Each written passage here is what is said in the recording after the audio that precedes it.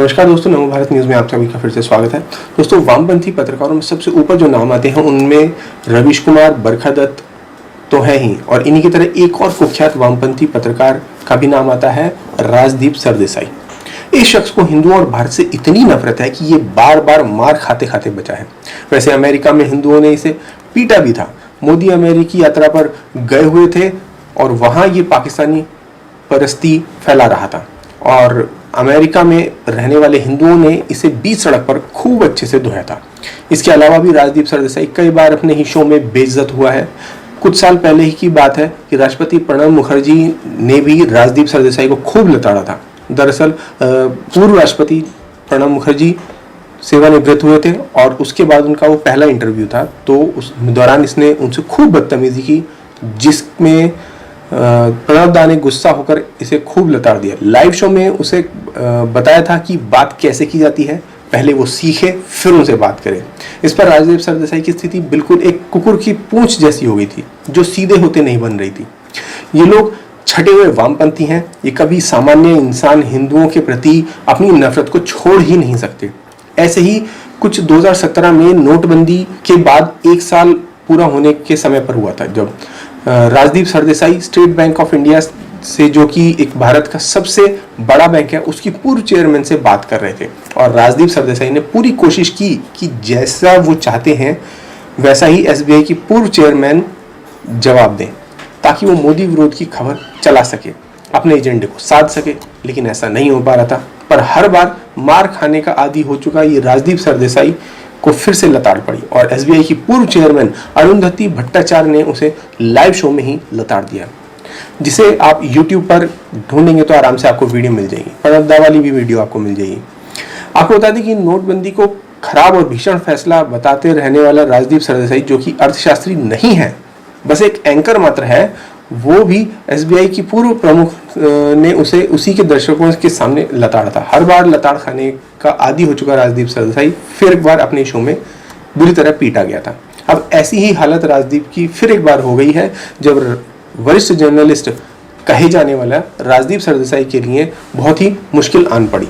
कब और कैसे, ये आपको समझना चाहिए। मगर आपसे यहाँ पर अनुरोध है कि आपने अगर हमारा चैनल अभी तक ज्वाइन नहीं किया तो सब्सक्राइब के बराबर में जो ज्वाइन बटन है उसे दबाकर हमारा चैनल ज्वाइन करें, ताकि कुछ स्पेशल खबरें सिर्फ आपको ही मिलें। आपको बता दें कि जो राजदीप सरदेसाई है, उन्होंने उसी चैनल के आंकड़ों को गुमराह करने वाला और अविश्वसनीय बता दिया है जिसमें वो खुद काम करते हैं। नरेंद्र मोदी सरकार को लेकर किए गए एक सर्वे के आंकड़ों पर उन्हें यह कारनामा करना पड़ा। सर्वे में भाग लेने वाले लोगों में जो लोग थे, उन्होंने मोदी सरकार के काम करने के तरीकों को उत्कृष्ट और पूर्ववर्ती यूपीए सरकार से कहीं अधिक बेहतर बताया था। ये सब कैसे हुआ आपको बताता हूं, मगर आप यहाँ इन वामपंथियों के लिए कुछ शानदार शब्द हो जाएं आपकी तरफ से तो मजा आ जाए। दोस्तों, 2019 के लोकसभा चुनाव के एक साल बाद समाचार चैनल इंडिया टुडे पर मूड ऑफ द नेशन पोल शुक्रवार 7 अगस्त 2020 को प्रकाशित किया गया। कोरोना महामारी के बाद किए गए इस बेहद महत्वपूर्ण सर्वेक्षण में यह बात सामने आई कि भारत के प्रधानमंत्री नरेंद्र मोदी के प्रदर्शन से जनता बेहद संतुष्ट है। अब समझते हैं कि क्या था वो सर्वे। इंडिया टुडे द्वारा कराए गए मूड ऑफ द नेशन पोल में भाग लेने वाले लगभग 2/3 लोग मोदी सरकार के आर्थिक संकट से निपटने को लेकर किए गए कार्यों से खुश थे। कम से कम 71% नागरिकों ने मोदी सरकार को कोरोना महामारी के कारण होने वाले आर्थिक संकट से निपटने के लिए शानदार या अच्छा माना। वहीं इंडिया टुडे के सर्वेक्षण में यह भी पता चला कि भाग लेने वाले कुल लोगों में 43% ने कहा कि मोदी सरकार ने पिछली मनमोहन सरकार की तुलना में आर्थिक संकट को बेहतर तरीके से संभाला है।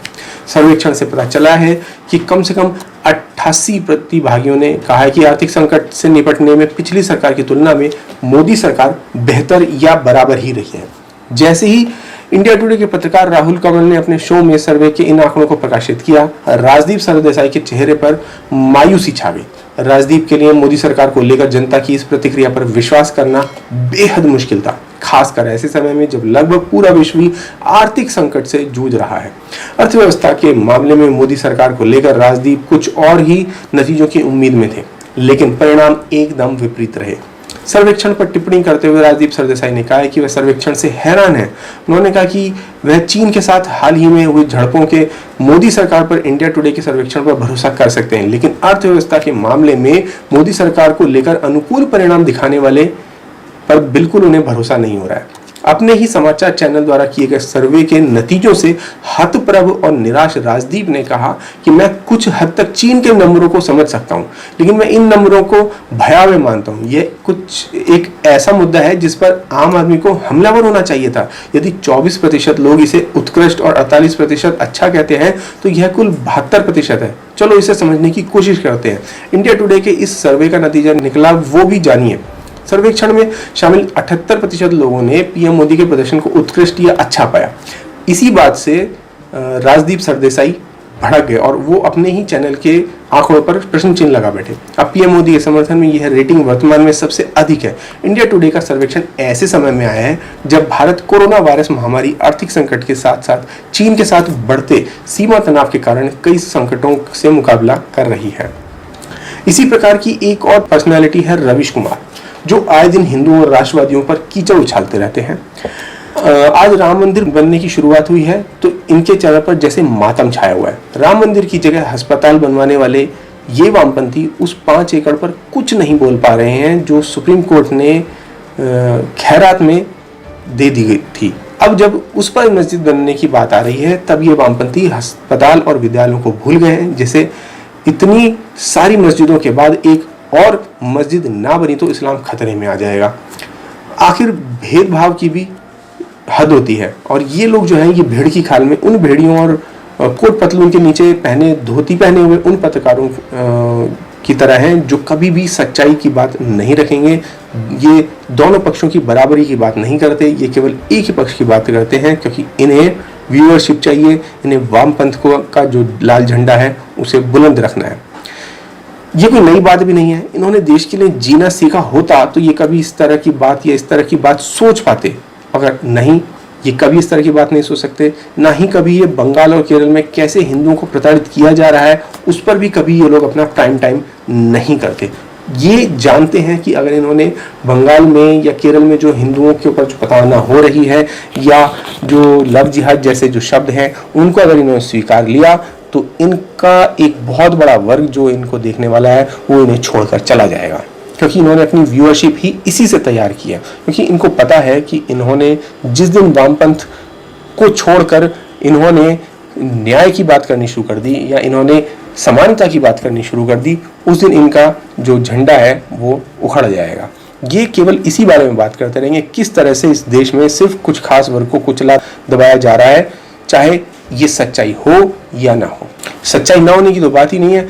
दरअसल इस देश में केवल कुछ लोगों को अधिक अधिकार देकर या माइनॉरिटी के नाम पर या आरक्षण के नाम पर अधिकार ज्यादा देकर जो बहुजन समाज के लोग हैं या जो इस देश के जो मूल निवासी हैं उनके ऊपर अल्पसंख्यकों का कब्जा करवाया जा रहा है। इस बारे में ही केवल ये लोग सदा बात करते रहेंगे। तो दोस्तों आपका इस पूरी खबर पर क्या विचार है हमें कमेंट बॉक्स में लिखकर जरूर बताएं। साथ साथ इस वीडियो को शेयर जरूर करें। धन्यवाद। जय हिंद। वीडियो को लाइक, सब्सक्राइब और शेयर करना ना भूलें। अपने विचारों को कमेंट बॉक्स में लिखकर हम तक जरूर पहुंचाएं।